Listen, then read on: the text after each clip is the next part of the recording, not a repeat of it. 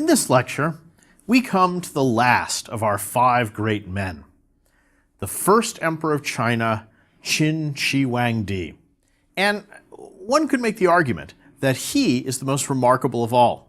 Like Philip, he completely reformed and unified his nation. Like Chandragupta, he conquered vast territories and created a larger empire than anyone had yet seen in that part of the world. Like Ashoka, he created a new, coherent vision for society and proclaimed it on stone markers erected all around his empire. And like Alexander, he accomplished all of this in a relatively short lifespan. Furthermore, Qin Shi Huangdi was the father of the Chinese nation. He set the model for Chinese political structures for the next 1,000 years. He also codified the Chinese written script, and he built probably the 2 most famous archaeological monuments in China, the very first version of the Great Wall and the army of terracotta warriors near Xi'an. He was someone who was both widely reviled for his cruelty, which included book burning and the murder of hundreds of scholars, but also greatly admired for his actions in creating a strong, unified China. And in addition to all of those things, which are firmly historically attested, he's the focal point for a great many colorful legends, which may or may not be true, including an unlikely rise to power involving fake eunuchs and a conniving advisor, surviving multiple very complex assassination schemes, and setting into motion a quest for a magical potion to grant immortality. His story begins towards the end of the Warring States period, when the geographic region that would ultimately become China was divided up into 7 separate kingdoms, as well as a bunch of minor principalities. And one of these 7 was the Qin kingdom, where the future first emperor was born in 259 BC. His mother was one of the king's concubines. And the chief advisor to the king at this time was a very ambitious former merchant named Lu Buwei. And there are lots of rumors that he maybe had had an affair with the concubine so that the boy was really his rather than the king's. But whatever the truth, the boy was named Zheng. And after the somewhat unexpected death of the king, Zheng ascended to the throne at the young age of 13. Now, Lu Buwei really continued to control and manipulate events. So he became the advisor to the boy, and he was officially appointed regent and chancellor of the state. One problem that he faced was that the former king's mother, the Dowager Queen, still had a lot of influence. And so Lu Buwei came up with a scheme to try and gain control over her. And according to legend, the Dowager Queen had famously ardent sexual appetites. So Lu Buwei found a particularly good-looking and supposedly unusually well-endowed young man named Lao Ai. And he sort of displayed him prominently around the palace. The Dowager Queen took the bait, and she desired Lao Ai as a lover. However, access to the queen was very highly restricted. Only eunuchs were allowed to work in her part of the palace. So Lu Buwei went to the queen and said, I have a solution. I'll arrange for Lao Ai to undergo a fake castration. And to make this whole deception a bit more plausible, he had Lao Ai shaved, and so in this disguise, the supposed eunuch entered the queen's service. And together, this triumvirate of Lu Buwei, the Dowager Queen, and Lao Ai effectively controlled the state. And they began a policy of expansion into some of the neighboring territories. Well, as the years went by, and the young king Zheng grew up, he began, naturally, to resent the control which was exercised by this group. and tensions kept increasing at court until 238 BC, at which point Zheng was 22 years old. Lu Buwei, who was seeing power starting to slip from his grasp, then may have plotted to try and get rid of Zheng and to elevate one of his younger half-brothers to the throne. But at this point, the young king, kind of like Alexander, proves to be more than up to the challenge. In a series of quick, brutal moves that again are very reminiscent of how Alexander seized control after Philip's death, Zheng ruthlessly sent his grandmother, the Queen Dowager, into exile. He killed her lover, Lao Ai, by having him ripped apart by chariots. He put to death hundreds of their followers, and he got rid of any possible rivals by having all of his half-brothers executed. As for his old mentor, Lu Buwei, he was exiled to one of the most remote and desolate corners of the kingdom. And that was such a terrible place that he then chose to drink poison and kill himself. So, by these means, Zheng firmly established himself as the sole power in Qin. And he then continues the program of foreign conquests. And he does this so aggressively that in just 11 years of constant fighting, he attacked and captured each of the other 6 major kingdoms. Now, like Philip, he didn't just attack them all at once, but rather he picked them off one after the other in succession. This conquest was finished by 221 BC, and that date really marks the beginning of unified China. This was the first time that all of these regions had been brought under the control of one regime. And that region, encompassed by his conquest, even today still defines the borders of the core of the modern nation of China. In fact, the name China itself is derived from the Qin kingdom, though the ancient Chinese usually called their land the Middle Kingdom. At this point, Zheng adopted a new name. And it's a name that really is just a series of descriptive titles. So he officially became Qin Shi Wangdi. Wangdi is a compound of 2 words, Wang, which sort of is usually translated as emperor, and Di, which means it has a supernatural or divine connotations. Shi just means the first. So the rough translation of his new name was the first August Qin emperor. And rather egotistically, he believed that a dynasty of his direct descendants would rule for 1,000 generations, and that all subsequent emperors would adopt the same title, except they would simply change their number, so that his son, for example, would be the second August Qin emperor, and so on. During this period of Chinese unification, Zheng also survived a number of assassination attempts by people who resented his destruction of the old kingdoms. And one of the most famous of these has been featured in a large number of movies. And it's kind of a convoluted story, but the main issue involves the problem of how any assassin could simply get close enough to the king to try and kill him. And to prevent these sort of attacks, access to the king was severely restricted. So it's almost impossible for anybody to get close to him. The assassin reasoned that if he could only find some object that the king really, really desired to have, then he could bring it to the king, and in gratitude, hopefully the king would grant him an audience which would give him his opportunity. The problem, of course, is where do you get such an object? Well, as chance would have it, right then, one of the king's generals, a man named Fan, had rebelled.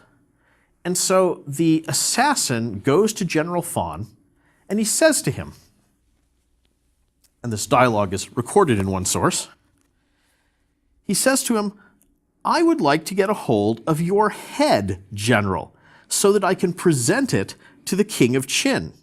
The king is bound to be so pleased that he will grant me an audience, and then I will grab his sleeve with my left hand and I will stab him with my right." According to the same source that tells us this episode, General Fawn replied that, "For weeks I've been trying to think of a way to kill the king, and this is the first good idea that I've heard." So, very obligingly, he then cuts his own throat.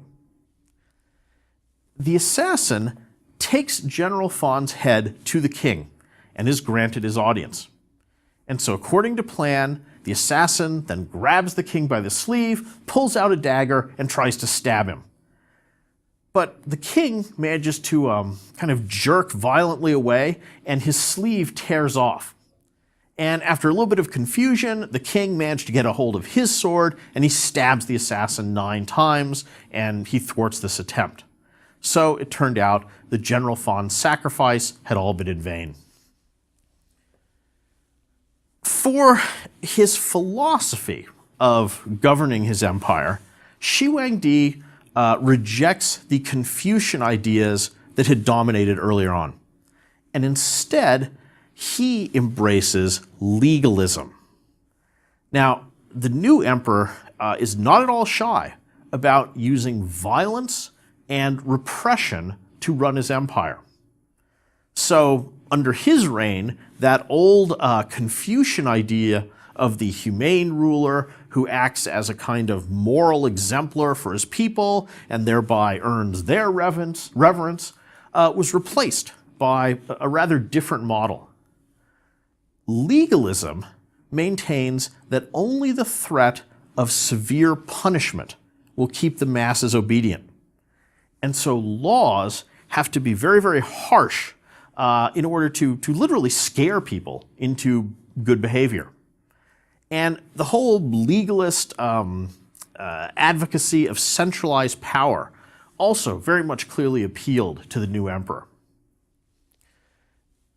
Shi Huangdi's standardization of the law codes also meant that the same laws will now be applied throughout the land, and it'll apply to all his subjects, regardless of their rank or status.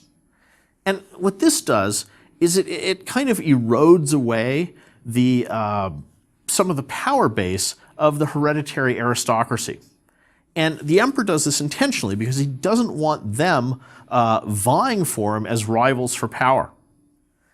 In the military, he adopts a policy of promoting people by talent, rather again than just those who had been born into high aristocratic positions, as had been the case before.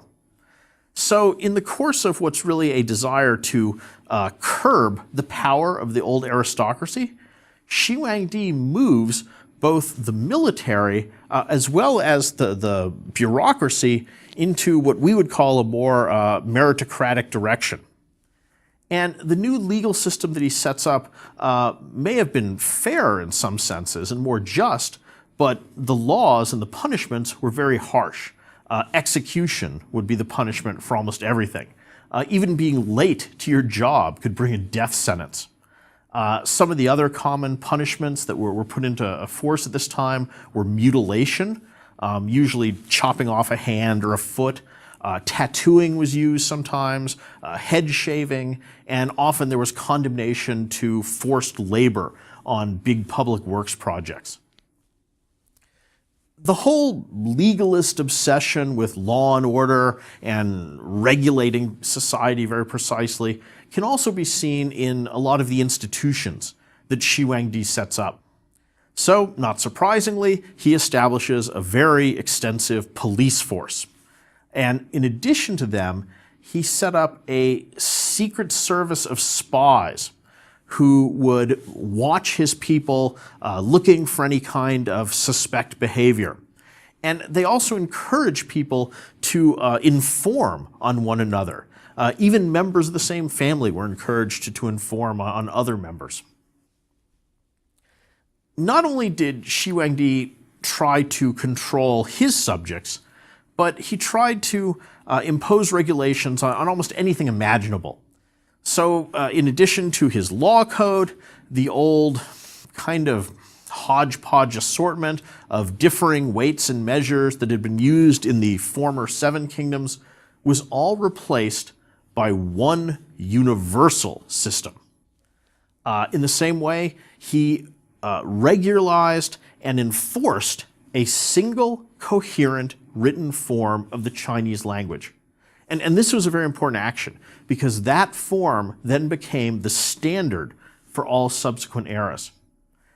He reorganized his empire in general by dividing it up into 36 administrative districts, and each of those was further subdivided into prefectures. And this very much centralized system now replaced the older system, which had been a more feudal system in which power had been delegated more and given more to local authorities and was more decentralized in general. He took all of this sort of mania for regulation even to things such as the length of cart axles, so that now all wheels would roll along in exactly the same ruts in the roads.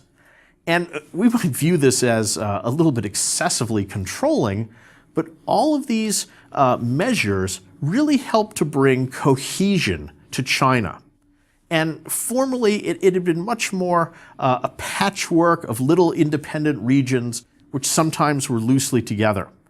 But now it's really part of one country. Different dialects of Chinese had been spoken in different areas. So now having one official written version that everybody could read really helps communication across the entire country. Those standardized weights and measures help trade to flourish. And the emperor also organized labor on a massive scale. So he would use forced labor, he would use gangs of convicts, and he would construct these enormous public works. Bridges, dams, lots of canals, and in the end, about 4,000 miles worth of roads. And as we've seen in other places, that network of roads in particular really helped communication, travel, and trade among the various regions of the empire. Probably the most significant of these public works was the first version of the Great Wall of China.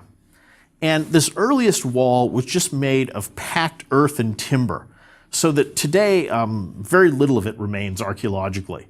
But it was the forerunner of today's more famous stone wall.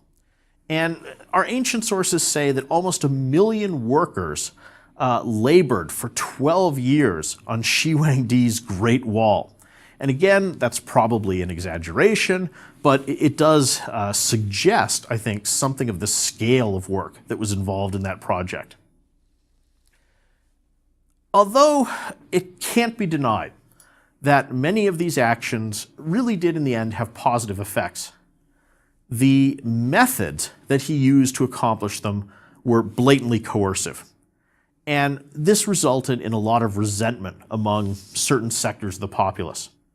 So, for example, many common people were angered by the heavy taxation and by having to contribute their own labor to these forced labor projects.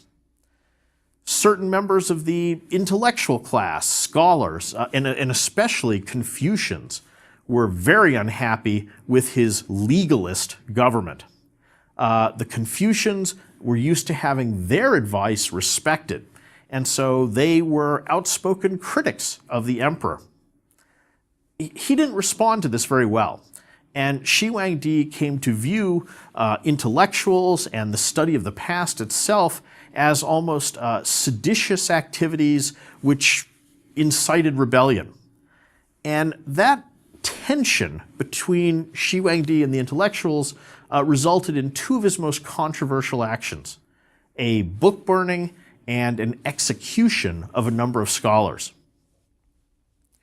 First of all, he decreed that all records by pre-Qin historians were to be wiped out. as well as collections of things like literature and poetry, and all the texts written by the scholars of the 100 schools of philosophy.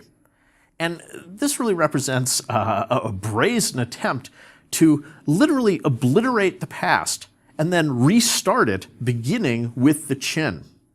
Now, he did make a couple exemptions.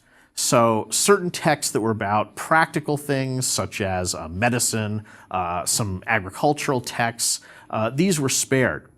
And strictly speaking, not all the banned books were supposed to be totally destroyed, since the emperor's scholars got to keep copies of everything. But nevertheless, everyone was supposed to turn in books that were on the banned list to the government to be burnt. And if anyone even talked about these books in a private conversation, the punishment could be execution.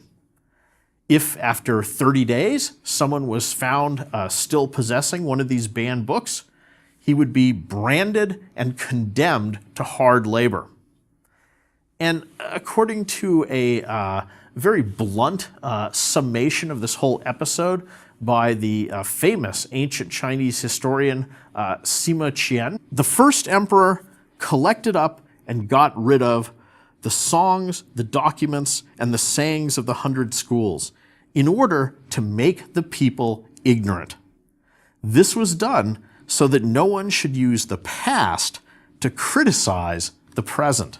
The emperor's distrust of intellectuals and their criticism of his policies culminated in an investigation into the scholars in the capital city. And as a result, more than 460 of them, mostly Confucians, were reportedly buried alive. Shi Huangdi's military conquests, his legal and administrative reforms, his program of standardization, and his suppression of potentially troublesome intellectuals, all of these have been interpreted as the actions of someone who is a hard-nosed realist. And certainly he was pragmatic in his approach. But he also had an interesting mystical side as well. And his practical actions were really just one aspect of an overarching and what really is an amazingly ambitious attempt to create a new cosmic order.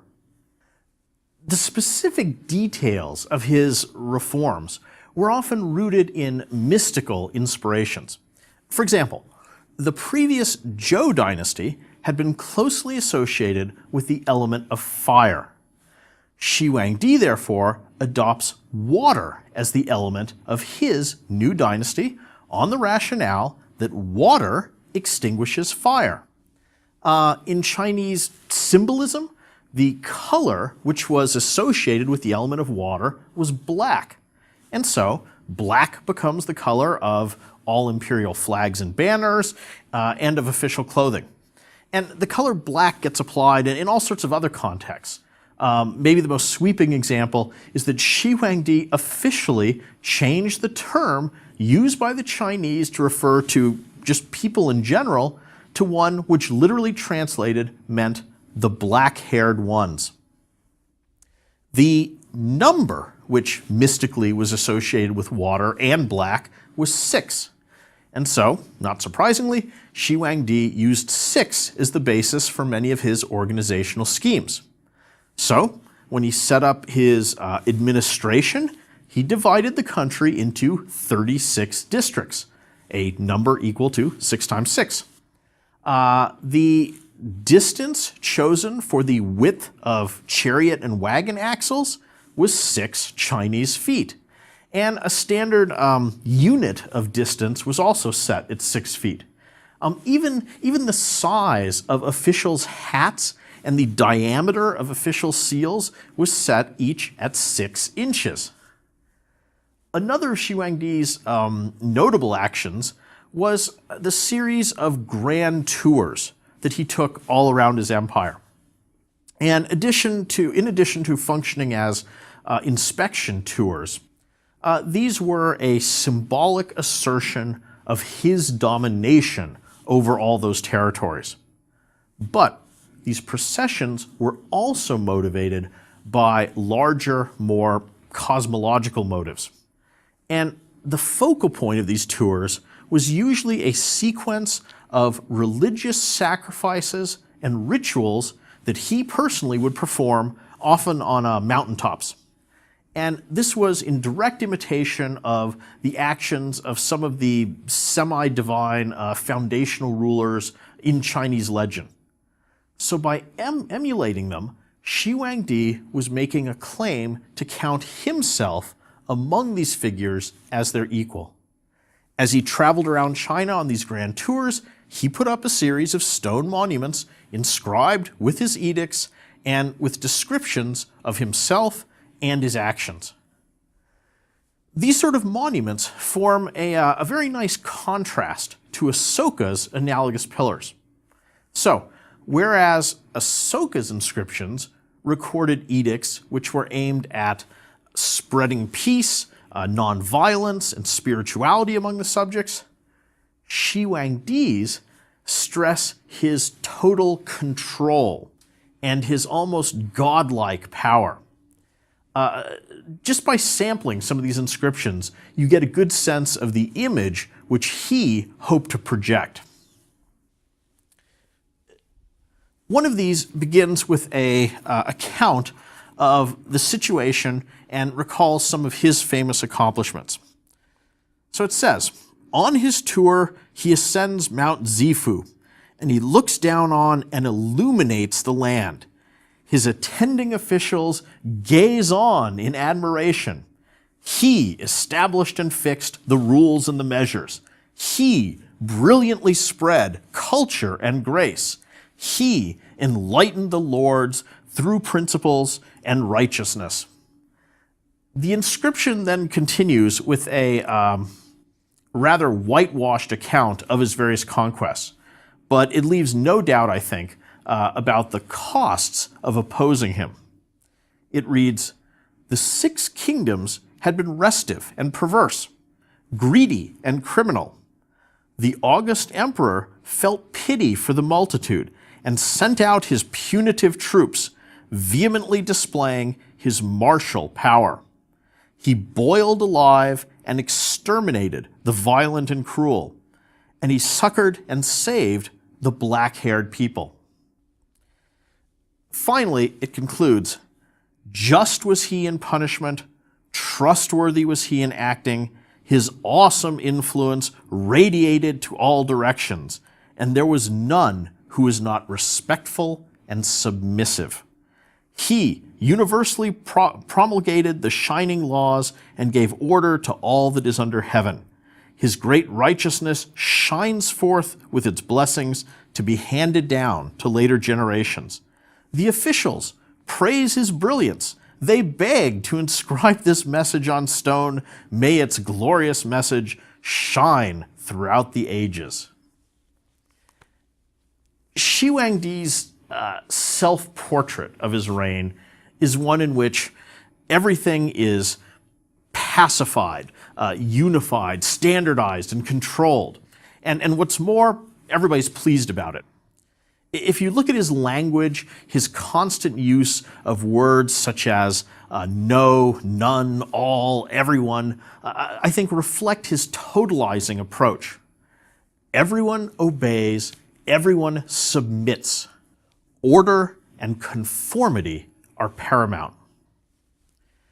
Shi Huangdi was also very much concerned with trying to exert power even in the afterlife. And it's that belief which prompted his construction of his amazing tomb and its attendant army of terracotta warriors. And I'll look at those in more detail in a future lecture. But even while preparing to rule in the next world, Shi Huangdi developed an obsession with trying to avoid death altogether. So he devoted enormous effort and expense to trying to find a magical elixir which would grant him immortality. And to find this, he sent out several fleets of ships, trying to search for legendary islands where such a potion supposedly could be found. He also employed a team of alchemists who concocted and fed him all sorts of pills that would supposedly prolong his life. Unfortunately, one of the main ingredients in a lot of those pills was mercury, a poisonous substance. Ironically, perhaps due to the influence of those toxic pills, Shi Huangdi died during one of his grand tours in 210 BC, at the relatively young age of 49. And his followers were so afraid that his death would spark a civil war that for a couple weeks afterwards, they pretended that he was still alive. And partially they did this by keeping a couple cartloads of fish next to his closed-off carriage to try and hide the stink of his decomposing corpse. But the Qin dynasty did not long survive him and was soon supplanted by the Han. We don't have any reliable portraits of this rather remarkable man, but our best contemporary source gives a not very flattering description. It says, "The king of Qin, with his nose like a hornet, elongated eyes, chest like a bird of prey, and voice of a jackal, is a man of no mercy, with the heart of a tiger or a wolf." Shi Huangdi left a mixed legacy. On the one hand, he was a true innovator who was the first one to unite China, and the model of government he set up would last 800 years. His standardization of things like script, culture, and the economy served to bind together his country. On the other hand, his clearly repressive tendencies have earned him a negative reputation, especially among the influential class of Confucian scholars. But whether for good or ill, it's hard to deny his influence. In the last 4 lectures, I've described the actions of 5 of the most famous great men of ancient history: Philip, Alexander, Chandragupta, Asoka, and Shi Huangdi. And I've presented a number of parallels among them. And these are figures whose careers really lend themselves to open-ended debate. And so, as we conclude this section of the course, I invite you to consider the following unanswerable but very interesting questions. Who of these men do you think had the most impressive accomplishments? Whose actions were most influential in the long term? Who do you find most admirable among them? And finally, what characteristics did they share which made them such successful leaders? Thank you.